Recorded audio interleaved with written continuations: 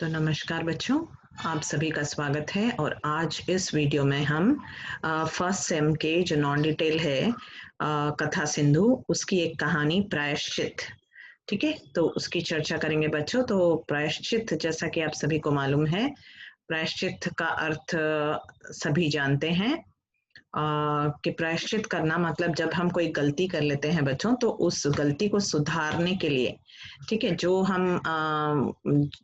हम करते हैं, मतलब गलती कि हमसे भूल हो गई, उसके उसके सुधार के लिए जो हम काम करते हैं, पुण्य कमाने के लिए या फिर उस पाप को दूर करने के लिए, उसको हम कहेंगे प्रायश्चित करना, ठीक है, कि गलती की माफी मांगना एक तरह से, ठीक है।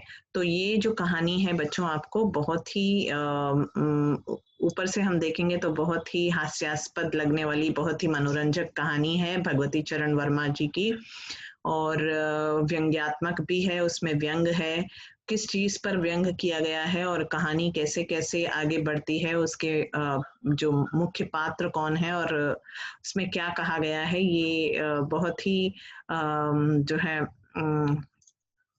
एक तरह से कह सकते हैं कि बहुत अच्छी कहानी है। बहुत छोटी सी, बहुत सरल सहज कहानी है, जो आपको आराम से समझ में भी आएगी और काफी मजेदार भी रहेगी, क्योंकि वो जो जो घटना होती है, रामू की बहू जो मेन जो जो एक छोटी सी लड़की है, वो कैसे ससुराल आती है और उसके पीछे बिल्ली पड़ जाती है, ये जो एक कहानी है, इसको हम देखेंगे बच्चों। तो सर्वप्रथम हम पहले भगवती चरण वर्मा जी, जो कि इस कहानी के कहानीकार हैं, उनका एक छोटा सा परिचय लेते हुए हम फिर आगे जो है कहानी पर जाएंगे और कहानी की चर्चा करेंगे कि उसमें किस चीज पर व्यंग किया गया है, ठीक है। तो अब हम चलते हैं उनके परिचय पर, कि जैसे आपको मालूम है, भगवती चरण वर्मा जी जो हैं, वो एक प्रतिष्ठित कवि के रूप में भी हमारे सामने आए, एक अच्छे उपन्यासकार के रूप में सामने आए और एक कहानीकार के रूप में भी हमारे सामने आए। तो सर्वप्रथम मैं बता दूं कि वो छायावादोत्तर जो काल था बच्चों, उसके प्रसिद्ध कवि माने जाते हैं, ठीक है। उन्होंने छायावादी काल से ही लिखना समझो आरंभ कर दिया था। तो कहीं ना कहीं वो छायावादोत्तर काल के प्रतिष्ठित कवि के रूप में परिचित हुए, ठीक है। और उनका जन्म, जैसा कि हम लोगों ने देखा अभी तक, कि उनका जन्म जो है 30 अगस्त 1903 में उन्नाव जिला उत्तर प्रदेश के शफीपुर नामक गांव में उनका जन्म हुआ और उनका निधन 1981, जो हम देख रहे हैं यहाँ पर, ठीक है। और इलाहाबाद विश्वविद्यालय से उन्होंने बीए एलएलबी की और वो वकालत करने लगे। और प्रारंभ में उन्होंने, मैंने जैसे कहा कि उन्होंने जो है छायावादोत्तर काल से उन्होंने अपने मधुकण, उनका एक बहुत ही प्रसिद्ध काव्य संग्रह भी रहा है, ठीक है। तो कविता लेखन में पहले आए, उसके बाद फिर उपन्यासकार बने और उनका जो उपन्यास है चित्रलेखा, वो बहुत प्रसिद्ध रहा, उस पर फिल्म भी बनी। और 1933 के करीब प्रतापगढ़ के राजा साहब भद्री के साथ रहे। 1936 के लगभग फिल्म कॉरपोरेशन कलकत्ता में उन्होंने कार्य किया। कुछ दिनों जो है विचार नामक साप्ताहिक का प्रकाशन संपादन भी किया। उसके बाद फिर वो बम्बई में फिल्म कथा लेखन में भी उन्होंने जो है, और दैनिक नवजीवन का संपादन भी किया, ठीक है। और फिर 57 से, ठीक है, तो उन्होंने जो है 1957 से 1957 से फिर वो स्वतंत्र लेखन की तरफ वो आ गए, ठीक है। तो ये उनका एक छोटा मोटा परिचय जो हम दे रहे हैं बच्चों, बहुत ही संक्षिप्त सा परिचय आपके सामने उनका। और भी 2 स्लाइड्स हैं छोटी छोटी उनके परिचय की, उनकी प्रकाशित पुस्तकें आप यहाँ देख सकते हैं। इतने प्रतिष्ठित कवि थे वो कि उनकी जो रचनाएं हैं, अपने खिलौने, ठीक है, पतन, चित्रलेखा, भूले बिसरे चित्र, टेढ़े सीमा रेखा, वह फिर नहीं आई, सबही नचावत राम गुसाई, ये सारे उनकी रचनाओं के नाम हैं उनकी, ठीक है। उनके सारे उपन्यास हैं बच्चों, मरीचिका, युवराज, चुंडा, धूपल, ये सारे उनके उपन्यास हैं। फिर उनके नाटक भी जो है, वसीयत उनका नाटक है, मेरे नाटक उनके नाटक हैं, अतीत के गर्त से कहीं न जाए का कहिए, ये उनके संस्मरण, उनके द्वारा रचित संस्मरण। तो मतलब कहीं ना कहीं वो एक कवि और एक अच्छे लेखक, दोनों समान रूप से उन्होंने जो है कविताओं के साथ और उपन्यास के साथ और मतलब कहानी के साथ, सभी के साथ न्याय किया। लेकिन वो अपने आप को जो है एक सफल उपन्यासकार के रूप में ही बताते बच्चों। उनको लगता था कि वो एक उपन्यासकार ज्यादा हैं, जबकि उनकी सभी रचनाएं बहुत ही प्रसिद्ध हुई, प्रचलित रहीं। और देखिए बच्चों, उनके अगर हम हिंदी जगत में उनके जाने माने जो एक उपन्यासकार के रूप में वो हमारे सामने है। जैसे कि हमने कहा, उनके सभी उपन्यासकार जो है एक विविधता, एक नएपन को लिए होते हैं। उसमें हास्य व्यंग होता है, समाज मनोविज्ञान की बातें होती हैं, दर्शन, सभी विषयों पर उन्होंने उपन्यास लिखे। कवि और कथाकार होने के कारण वर्मा जी ने उपन्यासों में उन्होंने भावनात्मक और बौद्धिकता का जो सामंजस्य दिखाया है। और अगर इस कहानी की बात करें तो इसमें भी देखा कि किस तरह से धर्म के नाम पर हमारी भावनाओं के साथ खिलवाड़ किया जाता है। हमें जो है एक तरह से लूटने की पूरी तैयारी होती है, लेकिन हमें बुद्धि से काम लेना चाहिए। तो भावनात्मक पहलू भी दिखाते हैं और बौद्धिकता, उन दोनों का सामंजस्य, उन दोनों का समन्वय उनकी कहानियों में, उनके उपन्यास में देखा जाता है। वर्मा जी के उपन्यासों को पढ़ते समय यह सदा ध्यान रखना चाहिए कि वे मूलतः एक छायावादी प्रगतिवादी कवि, मतलब वो छायावाद उत्तर काल के प्रतिष्ठित कवि थे। तो कहीं ना कहीं कवि मन भी उनका था, और उनके कथा साहित्य में कविता की भावना की प्रधानता बौद्धिक यथार्थ से कभी अलग नहीं होती। तो दोनों चीज है, भावनात्मकता है और बौद्धिकता है।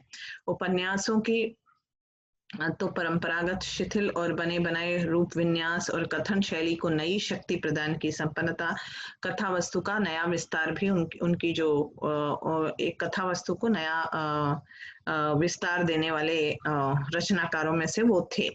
ठीक है, तो ये तो उनका सामान्य सब परिचय हो गया बच्चों। अब हम बढ़ते हैं कहानी की ओर।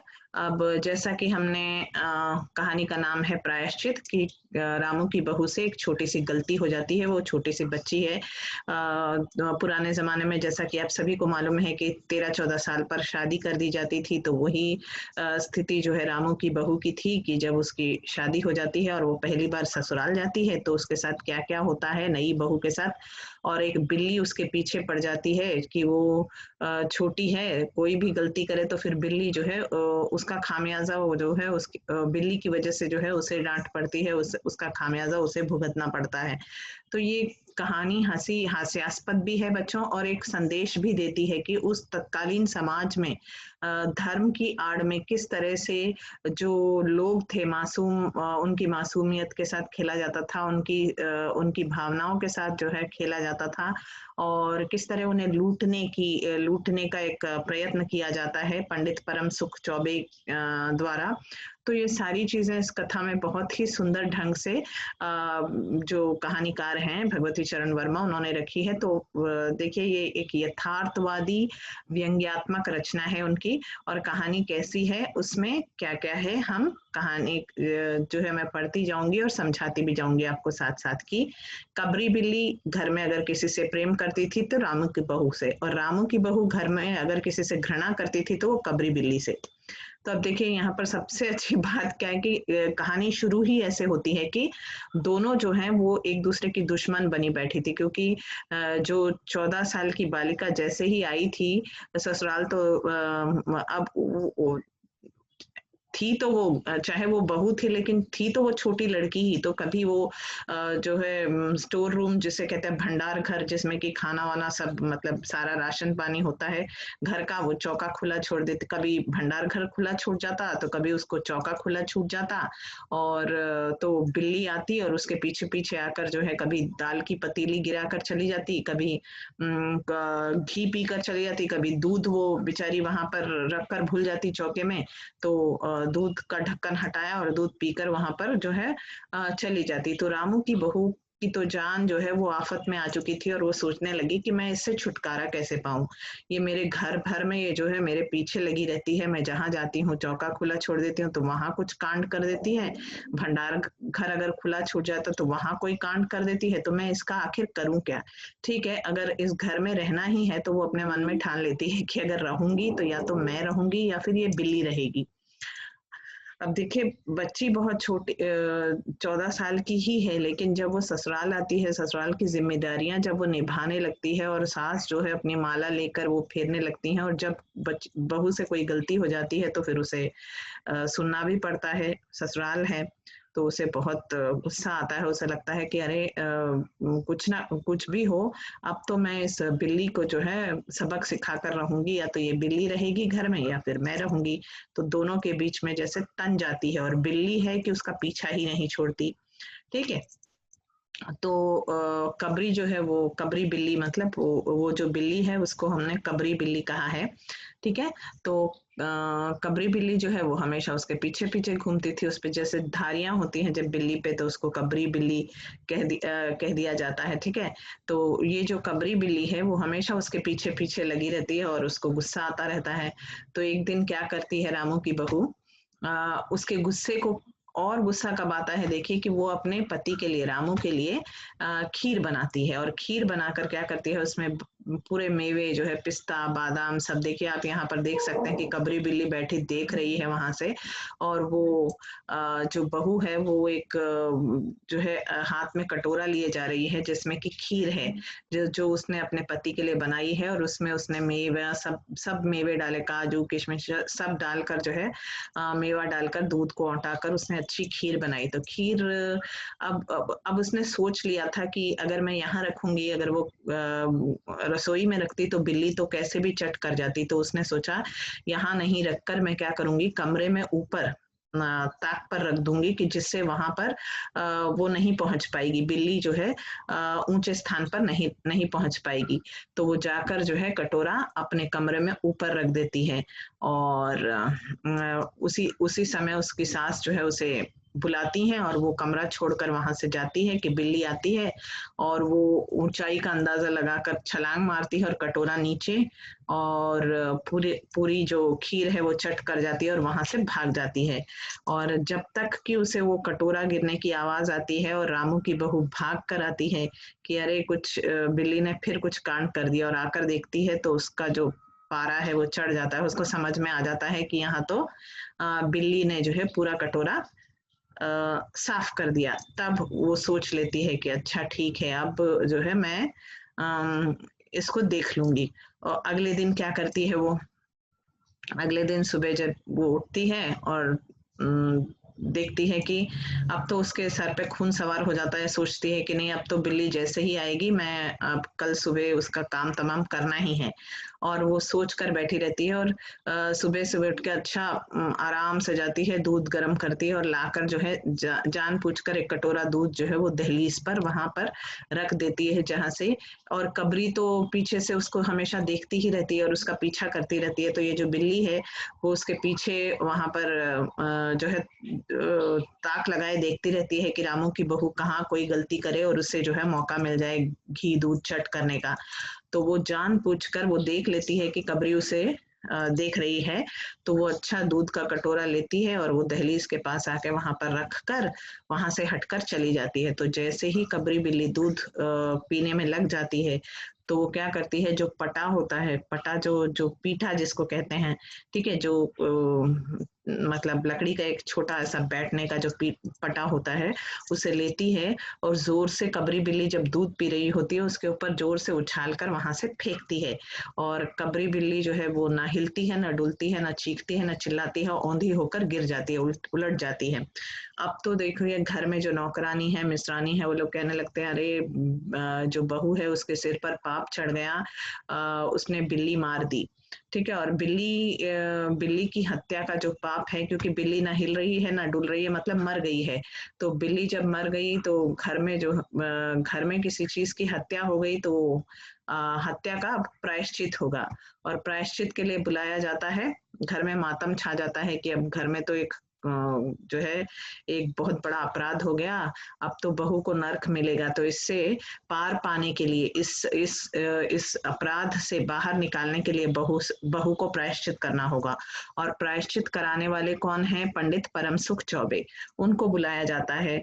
ठीक है। सब जब मोहल्ले की सारी जो स्त्रियां हैं वो सब बैठकर ये तय करती हैं कि नहीं अब पंडित जी को बुलाया जाए, और पंडित जी वहां से आते हैं। अब ये पंडित जी जो हैं वो इतने लालची हैं, इतने धर्म के नाम पर वो लोगों को किस तरह से लूटते हैं, इस बात का अंदाजा हमें इस चीज से होता है कि जैसे ही ये समाचार उनके पास तक पहुंचता है कि बिल्ली की हत्या हो गई है, और जो कि आदमी की हत्या के बराबर है कहा जाता है, तो उसको पाप लगेगा और ये सब, और उनको खबर जाती है कि ऐसे ऐसे रामू की बहू के हाथ ये हो गया, तो वो अपनी पत्नी से कहते भी हैं कि अब तो मुझे तरमाल खाने को मिलेगा, कुछ दिन अच्छा अच्छा भोजन मिलेगा, और तुम मेरे भोजन की चिंता मत करना, कुछ मत बनाना, और मैं वहां जा रहा हूँ।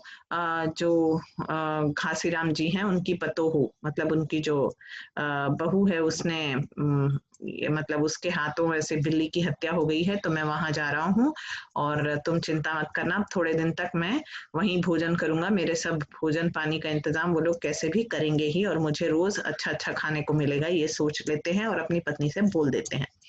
अब पंडित जी को बुलवाया जाता है और उनसे विधि पूछी जाती है कि भाई बहू के हाथों जो बिल्ली की हत्या हो गई है, तो इसको क्या क्या किया जाना चाहिए, कैसे किया जाना चाहिए कि उसे जो है दंड से ये जो अपराध हो गया है उसके हाथों, ये जो गलती हो गई है उसका सुधार क्या है।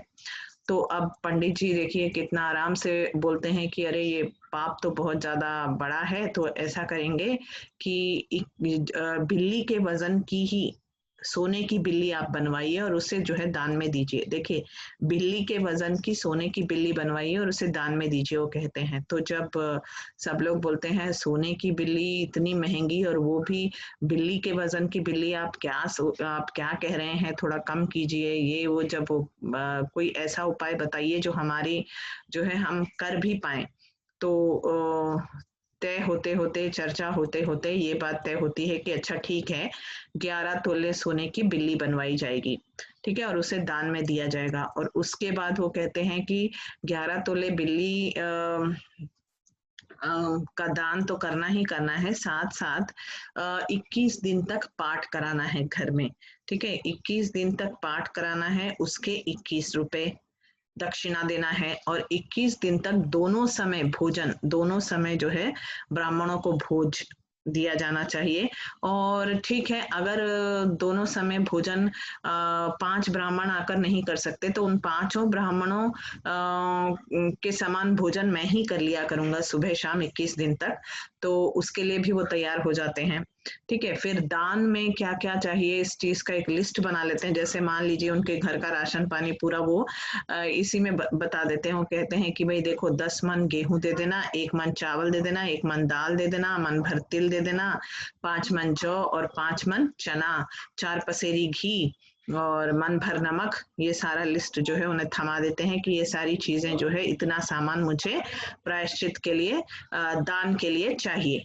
ठीक है, उसके बाद सब कुछ तय हो जाता है। अब बारी आती है कि चलो ठीक है, बिल्ली के वजन की बिल्ली तो नहीं बन सकती, तो बोलते हैं तो सास से कहते हैं अच्छा ठीक है, ऐसा करो, 11 तोले सोने की बिल्ली बनवा कर लाने के लिए पंडित जी रामू की बहू जो रामू की माँ से कहते हैं कि तुम पैसे का मुंह मत देखो, और बिल्ली बनवाने के लिए तुम जो है पैसे दे दो और मैं बिल्ली बनवा कर लाता हूँ।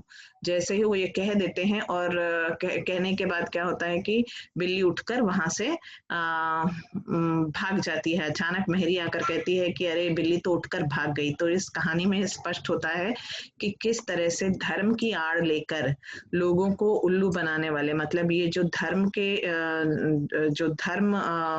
की बातें करते हैं, जो धर्म के ठेकेदार बने रहते हैं, वो किस तरह से लोगों को धर्म के नाम पर लूटते हैं, उनकी भावनाओं के साथ खेलते हैं। और क्योंकि लोगों के अंदर जो धर्म भीरुता है, मतलब एक डर है कि अरे ऐसा होगा तो ऐसा होगा, फिर हमें जो है नर्क में जाना पड़ेगा, और ये नर्क और स्वर्ग की जो ये सारी चीजें हमारे दिमाग में भर दी जाती हैं। रूढ़िवादिता, पाखंडवाद, अंधविश्वास जो हमारे अंदर घर कर गया है, उसी के कारण लोग जो है उसका फायदा उठाते हैं। तो यहीं पर उसी चीज को कहते हैं कि देखिए, और जो जो धर्म के ठेकेदार हैं, उनका लालचीपना देखिए कि उनको दुख नहीं होता, उनको ये नहीं लगता कि अरे उनको कोई ऐसा छोटा सा उपाय भी वो अगर चाहते तो बता सकते थे कि वो कैसे प्रायश्चित किया जा सकता है, लेकिन उसको और बढ़ा चढ़ाकर और डरा कर कि तुमसे बहुत बड़ा पाप हो गया है और तुमको इतनी उतनी बड़ी जो है कुंभी पाक नरक मिलेगा, ये होगा वो होगा, और ये सारी चीजों को बढ़ा चढ़ाकर जो है, क्योंकि लोग धर्म भीरू हैं इसलिए धर्म के ठेकेदार उन्हें और डरा कर धमका कर, मतलब इस तरह से उनका कैसे शोषण करते हैं, ये भी एक तरह का शोषण है बच्चों, किस तरह उनको लूटते खचोटते हैं। यहाँ पर वो हमें पंडित परम सुख चौबे, जो अच्छे मोटे ताजे जो चौबे जी हैं, वो किस तरह से लोगों को अब देखिए यहाँ पर वो पहले तो कहते हैं कि 21 तोले की बिल्ली चाहिए, मतलब मतलब बिल्ली जितने वजन की थी उतने वजन की बिल्ली उन्हें चाहिए, लेकिन जब उन्हें समझ में आ जाता है कि इतना सब कुछ नहीं हो पाएगा तो वो थोड़ा घटा बढ़ा कर कह देते हैं अच्छा ठीक है 11 तोले की बिल्ली। उसके बाद 21 दिन तक 21 ब्राह्मण, मतलब 21 दिन तक और 5-5 ब्राह्मणों को सुबह शाम भोजन कराना, ये जो बात आती है तब उनको लगता है कि 5 ब्राह्मणों को वो भोजन कराने के लिए मना कर देंगे, तो बोलते हैं ठीक है हम तुम्हारी ये दुविधा भी दूर कर देते हैं, हम ही कर लेंगे 5 बार, मतलब सुबह और शाम को 21 दिन तक सुबह शाम तुम्हारे घर में जो है ब्राह्मण जिमाने का काम जो है तुम सिर्फ मुझे ही दे देना, मैं ही खा लूंगा, 5 ब्राह्मणों के समान मैं ही उसका न्याय जो है उसका पुण्य तुम्हें मिल जाएगा। तो ये सारी जो बातें हैं यहाँ पर इस चीज को बहुत ही एक तरह से हम कह सकते हैं कि बहुत ही सुंदर ढंग से, बहुत ही सहजता के साथ और हंसी मजाक के साथ हम देखते हैं कि और बिल्ली भी जो है मर गई है, सब लोग कहते हैं अरे बहू जो है वो एक अपराधी बनकर, एक अपराध बोध के साथ जो है वहां सबके सामने खड़ी होती है और सब लोग जो है कहते हैं कि रामू की बहू ने ऐसा कर दिया, बिल्ली मार दी, और वो भी एक मतलब मनुष्य की हत्या के समान है, और ये वो उसको जो है एक अपराधी की नजर से देखा जाता है। और थोड़ी देर के बाद क्या होता है कि जैसे ही सब कुछ तय होता है सौदा और 11 तोले की बिल्ली बनाने की बात तय होकर पंडित परम सुख चौबे बड़े खुश होते हैं कि अब तो 11 तोले बिल्ली दान में मिलने वाली है, उसके पैसे मांगते हैं और कहते हैं कि ठीक है अब प्रायश्चित की विधि शुरू करता हूँ और मैं ये बाजार से जाकर, और वो एक लिस्ट भी थमा देते हैं कि ये चाहिए, इतना सब कुछ चाहिए, राशन पानी, और साथ में ठीक है मैं जाकर जो है आता हूँ और बिल्ली बनवा कर लाता हूँ और विधि शुरू करते हैं। तब तक जो नौकरानी है वो भागती हुई आती है और कहती है बिल्ली तो उठकर भाग गई। तो देखिए बच्चों कितना ही उनका जो उन्होंने जितना भी सोचा था कि ऐसा करूंगा वैसा करूंगा और इस तरह की जो पूरी उनकी प्लानिंग थी वो फेल हो जाती है।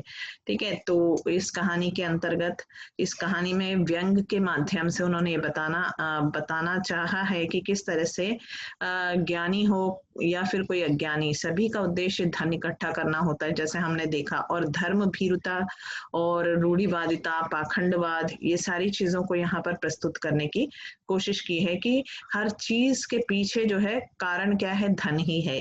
वो पंडित जी जो हैं जो धर्म का सही अर्थ लोगों तक नहीं पहुंचाते, धर्म की आड़ में उनको लूटने का प्रयास करते हैं, क्योंकि उसके पीछे भी वो क्या देखते हैं, अपना फायदा देखते हैं, धन ही है हर चीज के पीछे, मूल कारण जो है वहां पर धन होता है बच्चों।